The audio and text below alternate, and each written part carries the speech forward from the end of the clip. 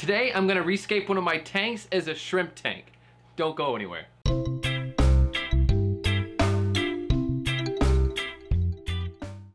What is up, YouTube and all my fish keeping friends? How's it going out there in fish tank land?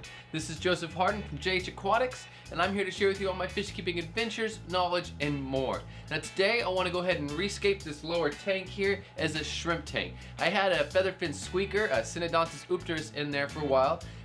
I've since removed him, and I went ahead and pulled the tank, cleaned it out completely, and added fluval stratum into it. And I'm gonna go ahead and add some hardscape and some driftwood that I collected from the beach, and add that all into this tank and get it ready and get it cycled while I'm gone in Peru, so that when I come back I can start moving in some shrimp, into some Caridina shrimp into this tank.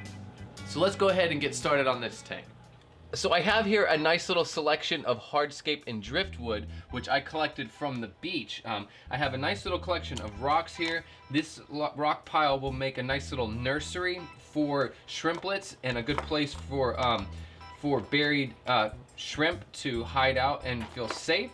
I have a nice little collection here of little small pieces of driftwood, some nice curvy, wiggly little pieces that I like as well.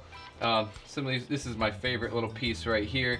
But these are all just really nice little small pieces of driftwood, which I can work with to put together in a little arrangement, or just like a little cluster as they are now. And I also have a nice little piece of what we would call cholla wood, which is really just cactus rib, which we have a lot of local cactus here on the island, and this is just a rib from that cactus here on the island. All this stuff is wet because it has been boiled last night, and I let it cool in the pot overnight. So now it is ready for the tank. The tank is set up with fluval stratum in the bottom of it. I definitely like to put another bag of fluval stratum in this tank, but I don't have any more right now. So I'm just gonna go ahead and try to get this tank cycled while I'm in Peru with the stratum that's in it right now, and all of this hardscape and driftwood, and I'm also gonna plant some plants in there as well.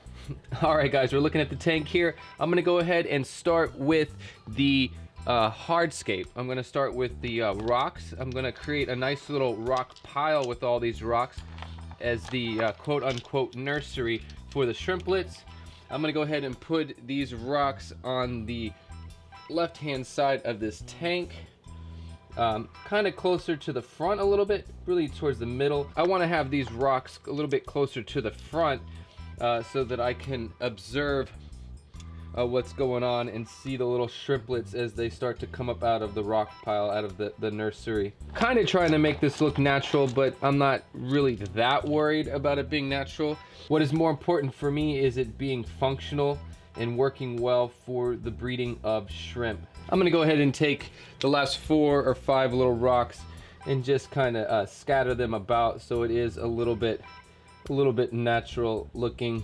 Now I'm not so sure whether or not all this driftwood is actually going to sink yet, or even if this piece of cholla wood is going to sink. Let's go ahead and see what happens when I put it in the tank. Very nice. It sinks with no problem at all. I'm gonna go ahead and sit it back over here on this side. I do kind of like to put it at an angle so that if I want to, I can look inside of the piece of cholla wood and see what's going on, see how many little baby shrimplets or buried females are hiding inside of there. Now with this with these pieces of driftwood, I'm not sure exactly what I want to do with them. I kind of wanted to go ahead and keep them in their own little cluster as well, just to be another little place that feels like cover and is a feeling of protection for these shrimp. I'm just gonna go ahead and throw them all in there together at once, and then kind of play with them a little bit here. Might kind of stack them a little bit like I'm making a little fire. Some of these are really cute, so I'm gonna try to get the squiggly ones so they're sticking up out. Now that's just a basic hardscape with my rocks and my pieces of driftwood and a piece of cholla wood. Now this is really, now I could probably just leave this tank alone as is. It has a lot of the really important elements for a shrimp tank. You have a nice little nursery space here. You have a nice little pile of driftwood and twigs, which is a nice place for shrimp to hide and feel safe, as well as a nice piece of cholla wood, which doubles as food and a place to hide as well. But I'm not going to go with it just like that. I'm definitely going to go ahead and plant this tank as well, because that is going to help with balancing out the water column, absorbing excess nutrients in the water column, and it's going to also be another place for shrimp to hide. All right guys, so this is a nice little selection of plants for this new shrimp tank. All of these plants came out of my paludarium. So all of these plants have been growing immersed above the water line. So they are a little stretched out. I have Sterogen ripens. You can see that it's all stretched out because it's been above the water line and growing towards the light. So I have Sterogen ripens here.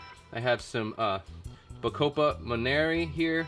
It's also a little stretched out, but it's going to change when it gets into the water. I have some Hygrophila angustifolia, which is one of my favorites. Some of these are starting to get nice and red here. All of this has been growing immersed above the water line. And I also have some hydrocotyle. This is the Japanese variant of the hydrocotyle. And this kind of grows like a vine like crazy in my paludarium. Pretty much trying to take over. So I'm going to take these 4 different species of plants and I'm going to go ahead and plant them into this aquarium. Alright guys, I don't really know where I want to put these guys. I have my my Hygrophila angustifolia, trying to come up with a good idea where I want to put that. I think I'm going to go for the center, the back center is where I think I'm going to go ahead and put that. I'm going to see what I can do with just putting them in by hand. A lot of times I have a lot better luck putting these in instead of using tools. I have a lot better luck putting them in by hand. Now all of these plants, like I said before, are going to change and morph a little bit now that they're underwater completely again. They will change their shape a little bit. The leaf structure will change a little bit sometimes, and like for instance this hydrocotyle will definitely start to grow a little shorter. It won't grow out like a vine like this, real stringy like a vine. But try to see how I can set this one up. I'm gonna have to break this up into individual little segments, kind of as hydrocotyle grows. In its other variants, it kind of makes roots at each node. It'll make roots, so I can pretty much break this up into many different little plants because there's roots already at each node. But let me go ahead and get a few of these in the water. Let's see if I can get away with doing these without tools. I'm in a tight spot. This tank is in a tight spot, so I really don't have room to use my right hand. I'm gonna do everything with my left hand. And I'm much better off without tools with my left hand since I'm right-handed. I'm sure some of this stuff will float within the first couple of days until it gets roots and it gets a hold on the substrate. But that's fine. You just stuff it back down in the substrate until it finally gets a hold on the substrate and starts to root out. So I figure I'm going to go ahead and put the hydrocotyle close to the front.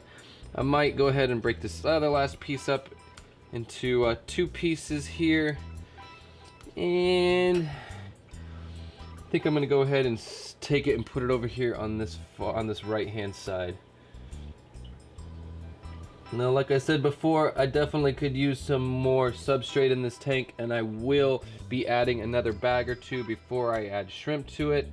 Probably put a bag or 2 and spread it around to thicken up the substrate and make it deeper, and just to be a better buffer for the pH. I'm gonna go ahead and put the Bacopa in the middle left over here. See how it does. Let's find the bottom of it. Make sure I get the bottom of it. I gotta make sure I don't plant it upside down. I've done that before. I don't know about you, especially with Bacopa.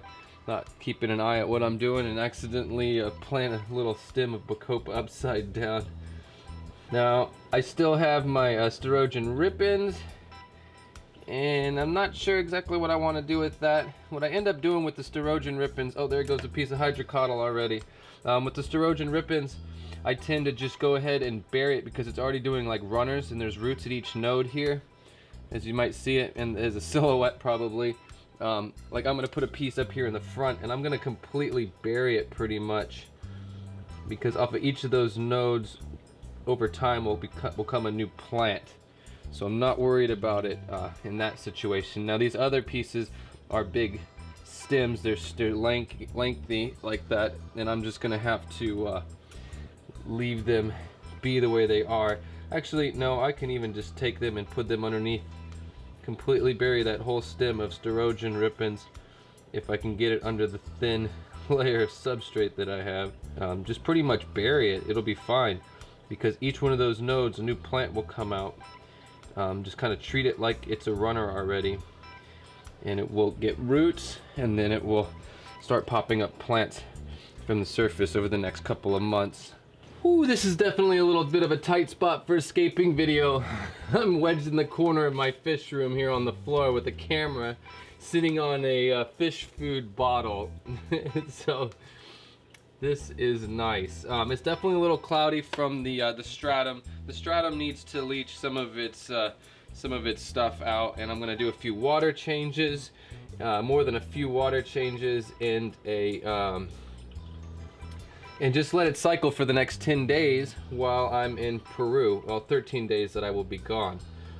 And then I will add a little bit more fluval stratum probably around the outside edges and thicken it up, and just pretty much even cover some of these plants with stratum and let them grow back out of it. It'll be fine. I'm also gonna go ahead and next day here, I'm going to add a sponge filter, which will be the filtration for this aquarium. But besides that, it's pretty much gonna take care of itself. I'm pretty pleased with the look of it right now. It does look somewhat natural, even though it is more for breeding shrimp. Like I said before, I have my 4 different species of plant in here. I have the Bacopa moneri, I have the Sterogen Ripens, I have my hydrocotyl Japanese, and then I also have my Hygrophila angustifolia, my favorite, there in the back, which will grow up really tall all the way up to the top of the water and look like fire, look like flames, or like something awesome. And I have my nursery, the nice little pile of rocks for the shrimplets to hide out in. I also have a nice little hide here made up of pieces of small twigs slash driftwood. And then I have the piece of cholla wood, which will double as food in a hide for buried shrimp and shrimplets. So I hope you guys enjoyed this video. I hope you enjoy this tank. I hope this helped you out with setting up your first shrimp tank. This is going to be for Caradinia shrimp. I will more than likely be putting my select yellow King Kongs into here to further breed them out and strengthen up the line of yellow King Kong that I have.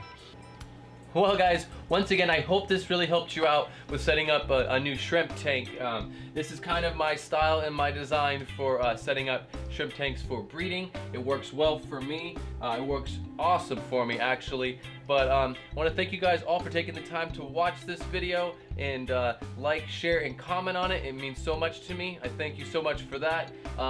And remember, if you're not subscribed to this content, you like this content, you want to see more of it, go ahead and click on that subscribe button. Don't forget to hit the bell icon as well. And remember guys, keep your tanks clean, your fish fed, and have fun.